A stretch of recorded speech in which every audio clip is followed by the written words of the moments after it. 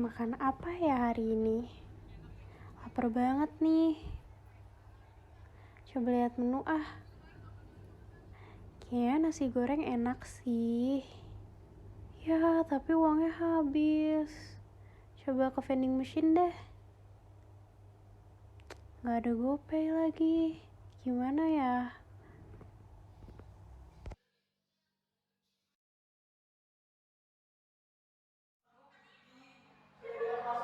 Kamu kenapa? Nggak apa-apa? Beneran? Beneran? Udah makan belum? Belum. Kok belum makan? Uang jajan aku habis, tapi aku nggak enak minta ke orang tua aku lagi. Wah, gimana kalau kita jualan aja di usaha gitu? Jualan apa? Nanti malam kali ya, diomongin lagi. Kita zoom nanti malam. Iya. Oke. Kasih, J.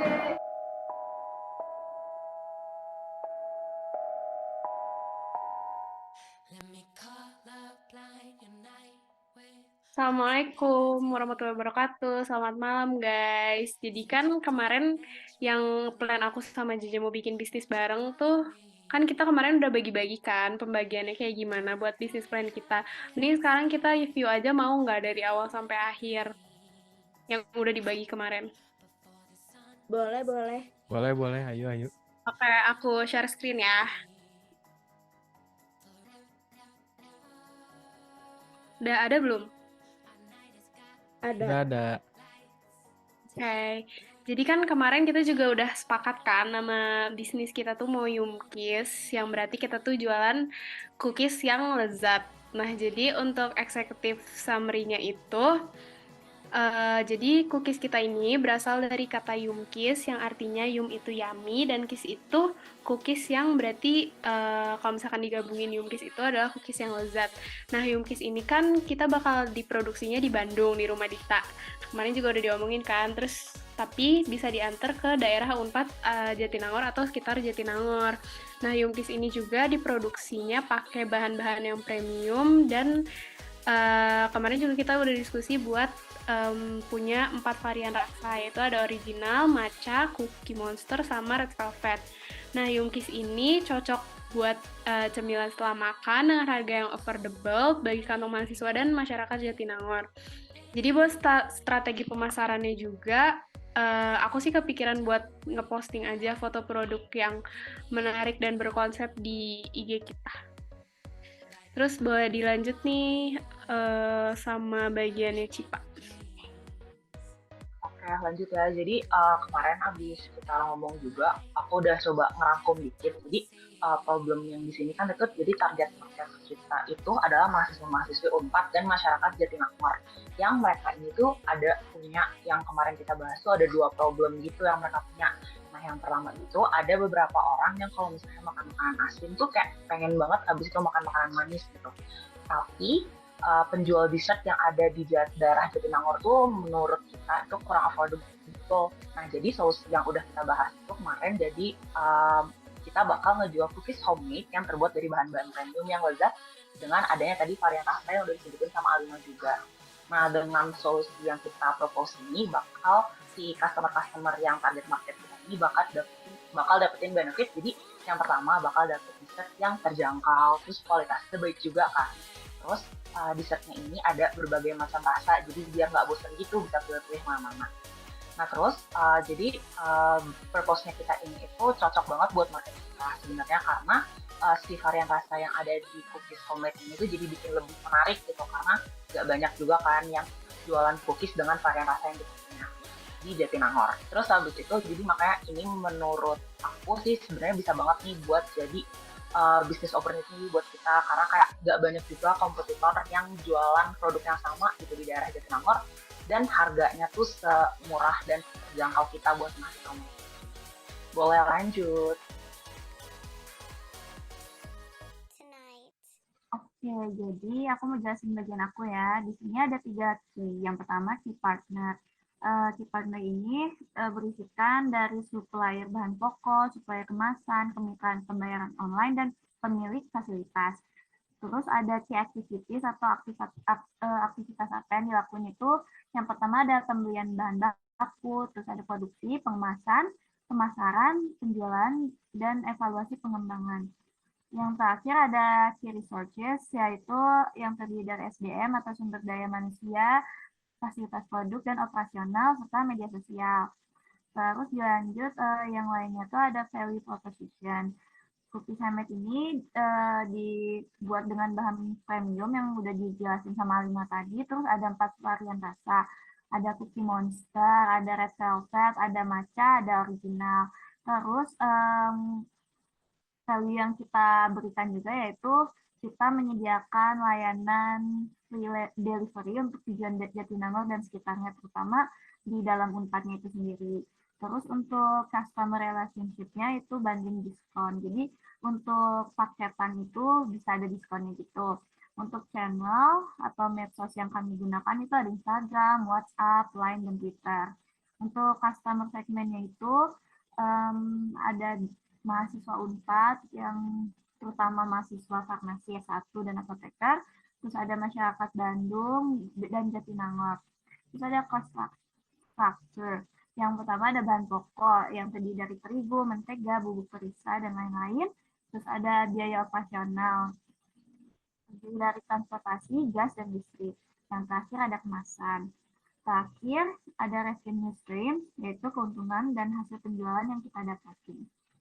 Oke, boleh di next. Nah, untuk marketing plan-nya, kita itu ada bikin poster, kita ngeposting posternya itu melalui sosial media, Instagram, dan Twitter. Ini ada contoh posternya, di situ kita nyantumin dari beberapa varian cookies yang kita buat, ada yang original, red velvet, cookie monster, sama cookie matcha. Dan juga ada keterangan untuk price list-nya. Ini ada foto dari produk kita, terus kita juga ngadain tester, kita ngasih tester cookies kita ke mahasiswa atau mahasiswi S1 Farmasi Unpad. Produknya yang pertama, cemilan manis homemade berbahan premium dengan 4 varian rasa dan filling yang dijual dengan harga yang affordable. Untuk promotionnya itu kita ngajak teman dan kerabat kita untuk membeli, membuat feed story Instagram yang menarik dan berkonsep, mempromosikan melalui teman dan kerabat, juga mempromosikan melalui Manifest Unpad. Itu ada di Twitter. Untuk tempatnya kita itu ada di Bandung, Jatinangor, itu sekitar Unpad, ITB, dan Cileunyi.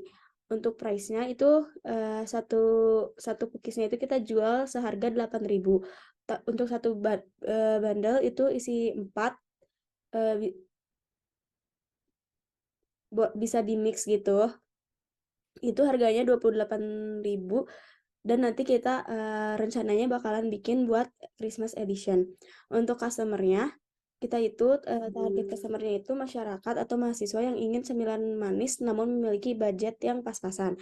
Communication-nya itu menawarkan produk, menerima pesanan dan follow up pesanan, meminta review produk ke customer yang udah beli produk kita. Lalu untuk cost-nya itu ada pembelian bahan baku, biaya produksi pengemasan, atau biaya operasional, dan juga biaya pengiriman. Untuk convenience-nya itu untuk pembelian customer dapat mengisi format pembelian yang berisikan nama, nomor WA atau ID line, pesanannya, hari pengambilan, tujuan pengantaran, dan juga metode pembayaran itu bisa melalui GoPay atau cash. Untuk STP-nya itu segmentation-nya masyarakat Bandung dan Jatinangor, mahasiswa dan Sivitas Unpad. Targetnya ada mahasiswa S1 Farmasi Unpad, teman dan juga kerabat. Untuk positioning-nya memenuhi keinginan customer yaitu cemilan kue manis dengan berbagai macam rasa dan isian.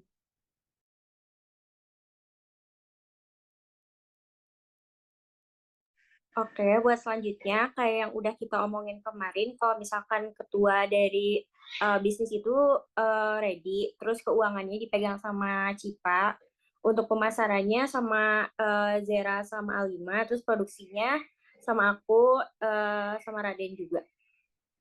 Boleh di next. Terus kemarin kan kita udah sempat coba-coba bikin dulu ya sebelum kita mulai bisnis ini. Ini ada rincian belanja untuk yang kemarin itu buat satu resepnya ternyata bisa ngasilin 36 pieces cookiesnya. Untuk bahan sama harga yang kemarin kita pakai itu ada unsalted butter itu seharga Rp45.000, gula pasirnya 2.500, gula palemnya 5.000, telurnya 7.000, terigunya 7.000, untuk coklatnya 30.000, kacang medanya 20.000, bubuk macenya 12.000, pasta red velvetnya 5.000, coklat bubuknya 6.000, Oreo-nya 5.000, marshmallow-nya 7.000, coklat chipnya 20.000, pasta bubble gum-nya 5.000, kemasan boxnya 10.000, plastik kemasannya 3.500, label dan stikernya 3.000, untuk gasnya 5.000, dan biaya transportnya itu 9.000, sehingga total dari belanja kemarin itu Rp207.000. Nah, oke. Jadi sekarang aku mau ngejelasin tentang BEP-nya ya, break even point-nya. Nah, jadi untuk fixed cost-nya ini kita ngeluarin 50.000 ya untuk bayar listriknya rumah Dita gitu. Nah, untuk variable cost-nya tuh tadi kan udah dijelasin juga dari bahan-bahannya. Nah, biaya produksi untuk per piecesnya itu kita membutuhkan 5.750 gitunya. Jadi dengan harga jual 7.000 sampai 8.000 ini dalam BEP in unit kita itu membutuhkan 40 unit untuk mencapai BEP. Nah, sedangkan itu untuk harga 7.000. Nah, sedangkan untuk harga 8.000 kita bisa mencapai BEP itu dalam 22,22 unit penjualan. Nah, jadi setelah 40 unit penjualan ini kita tuh baru bisa meraih keuntungannya. Nah, untuk profitnya sendiri dari 200 pieces itu kita bisa dapetin 200.000 gitu. Untuk penjualan harga 7.000. Nah, untuk berarti kalau misalkan kita pengen keuntungannya sekitar 500.000, kita harus bisa ngejual sebanyak 440 pieces gitu. Nah, untuk biaya produksinya sendiri kita kurang lebih setelah aku hitung itu sekitar 1,2 juta gitu. Nah, sedangkan modal awal yang kita tuh kan cuma ada 500.000 ya. Nah, jadi mau nggak mau kita eh, buka pre-order gitu. Nah, kalau misalkan pre-ordernya itu udah capai 200 pieces nih, misalkan udah ada yang beli 200 pieces, nah kita bakal punya modal tuh kira-kira sekitar 1,9 juta itu kalau misalkan yang pre-ordernya tuh bundling semua atau dengan harga 7.000 gitu guys. Nah, jadi ini tentang kami. Jadi kita udah bikin Instagram juga ya, namanya tuh Yumkis. Jadi kita juga udah nge-post beberapa mengenai produk kita di Instagram kita, termasuk dengan harga-harganya. Poster juga kita udah post di storiesnya. Nah, terus di sini juga ada dokumentasi dari produk kita.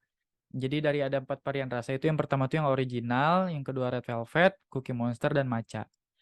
Gitu, sekian penjelasan dari aku. Terima kasih.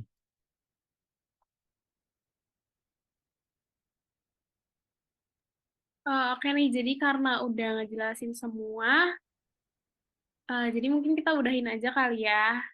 Makasih teman-teman. Sampai ketemu buat di pre-order selanjutnya. Assalamualaikum warahmatullahi wabarakatuh. Waalaikumsalam. Waalaikumsalam. Salam.